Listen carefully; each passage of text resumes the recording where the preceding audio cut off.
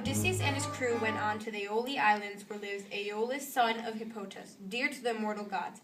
It is an island that floats upon the sea, iron-bound with a wall that girds it. Odysseus, I shall entertain you for a whole month. Thank you, King Aeolus. When Odysseus and his crew departed, Aeolus put a windsack and tied it with a silver string. Odysseus and his crew sailed for 9 days and 9 nights. The men fell to talking among themselves, and Odysseus was bringing back gold and silver in the sack that Aeolus gave him. How this man gets honored and makes friends to whatever city or country he may go. Quick, let us see what it all is, and how much gold and silver there is in the sack you gave him. They loosed the sack, whereupon the wind blew howling forth and raised a storm that carried us weeping out to the sea away from our own country. When they awoke, the fierce winds bore the black fleet to the Aeolian Islands. Odysseus went back to Aeolus. My men have undone me. They and cruel sleep have ruined me. My friends meant me this mischief. For you can if you will. Vilest of mankind, get you gone at once out of the island. Him whom heaven hates will I in no wise help. Be off, for you come here as on board of heaven. They sailed on till the men were worn out with long and fruitless rowing, for there was no longer anyone to help them. 6 days, night and day, did they toil, and on the 7th day they reached the rocky stronghold of Lamis, Telephlis, the city of Lastrygonians. I will keep my own ship outside and tie it to a rock at the very end of the point. They met a young woman who had come outside to fetch water, and who was the daughter to the Lastrygonian named Antiphates. She led them to her parents. Her mother, however, was a giant. The king then came, starting eating them. Thousands of sturdy Lastrygonians sprang up from every quarter. They threw rocks at them from the cliffs. The ships crunched up one against each other. Odysseus and his crew escaped. Though we have lost our comrades, I see the Aeaean island. That is where Circe lives, a great and cunning goddess. I shall go and discover signs of human handiwork. I see Circe's house, but I shall return to the ship and feed my men. Is it a stag? Look here, my friends, we are not going to die so much before our time after all. And at any rate, we will not starve so long as we have got something to eat and drink on board. Men, let us go to the house where I saw the smoke. We don't want to go because if we fear something will happen again like Lamis. Then I shall divide us into 2 groups and appoint a captain to each. I shall be the captain of one. Eurylochus, you be the other captain. When they reached Circe's house, they found it built of cut stones, on a site that could be seen from far, in the middle of the forest. There were wild mounted wolves and lions prowling all around it, poor bewitched creatures whom she had tamed by her enchantments and drugged into subjection. They did not attack my men, but waged their great tails, fawned upon them, and rubbed their nose lovingly against them. Circe, come out! Please come in and sit down. Eat some cheese, honey, and praline. She drugged it with wicked poisons to make them forget their homes, and when they had drunk, she turned them into pigs, by a stroke of her wand, and shut them up in her pigsty. I'll feed you when you stop squealing. Good boys, here we have acorns, beech nuts, such as pigs eat. I must hurry and tell Odysseus. What happened to the rest? They turned into pigs. Stay here where you are, eating and drinking at the ship, but I must go, for I must urgently bound to do so. On the way to Circe's house, Odysseus met the god Mercury. Take this herb and keep it about you when you go to Circe's house. It will be a talisman to you against every kind of mischief. Odysseus went to Circe's house, where she also drugged him. He then rushed at her with her sword and fell with a loud scream. Ah! Who and whence are you?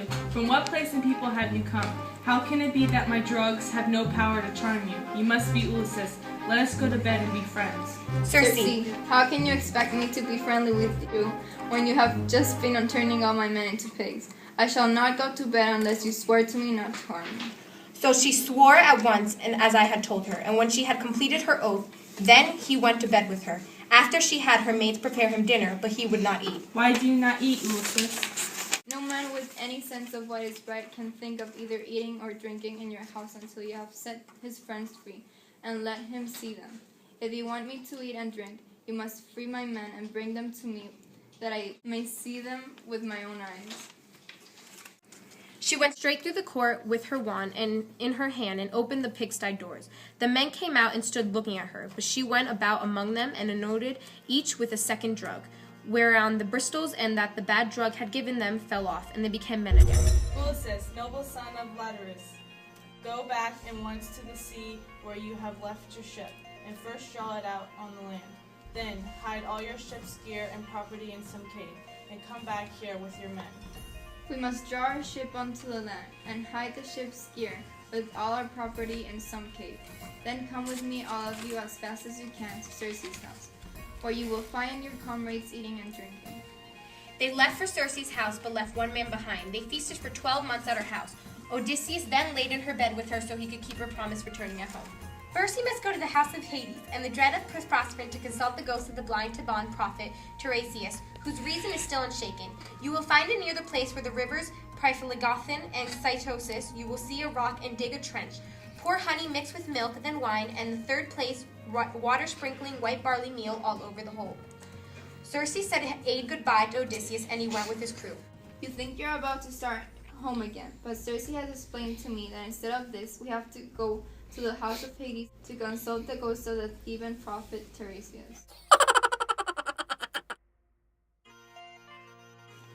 I will feed you when you stop squealing. Good. I'll feed you when you stop squealing. Vamos, girl, seriously! Ears. It worked. I'll feed you when you stop squealing. I'll feed you when you stop squealing. Good boys. I must hurry and tell Odysseus.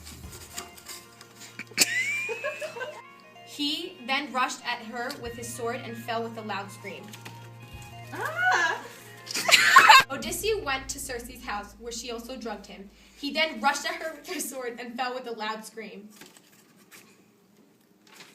Who and whence are you? From what place and people have you come? Where was this? She went straight. Oh shit! Wait, we need this up.